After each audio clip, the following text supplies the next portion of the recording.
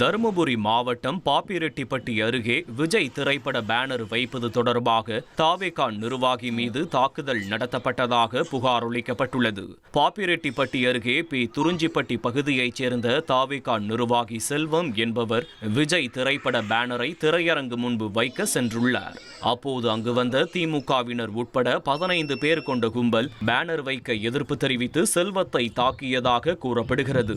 இதில் காயமடைந்த செல்வம் மருத்துவமனையில் அனுமதிக்கப்பட்டுள்ளார். தியேட்டரானதை பேனர் வைக்கிறோம், இங்கே பேனர் வைக்கிறதுனால தியேட்டரானதை வைக்கிறோம், இதில் உங்களுக்கு என்ன பிரச்சனை அப்படின்னு கேட்டதுக்கு அவங்க அடிக்க ஆரம்பிச்சிட்டாங்க.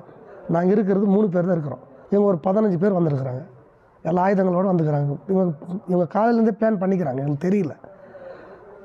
இவங்க பாட்டுக்கு தள்ளி பிடிச்சி ஒருத்தர் இந்த பக்கம் அடிக்கிறப்படி ஒருத்தர் இந்த பக்கம் அடிக்கிறப்படி கீழே தள்ளி விட்டு இவங்களே மார்பு மேலே எட்டி வச்சு இவங்க இந்த மாதிரி அராஜகம் பண்ணி பண்ணுறாங்க. இச்சம்பவம் தொடர்பாக போலீசார் வழக்கு பதிவு செய்து விசாரணை நடத்தி வருகின்றனர். இனி செல்லும் இடமெல்லாம் செய்தி. தந்தி டிவியின் வாட்ஸ்அப் சேனலை ஃபாலோ பண்ணினா செல்ல இருக்கும் இடமெல்லாம் செய்தி. இதோ QR கோட் இப்பவே ஸ்கேன் பண்ணுங்க, ஃபாலோ பண்ணுங்க.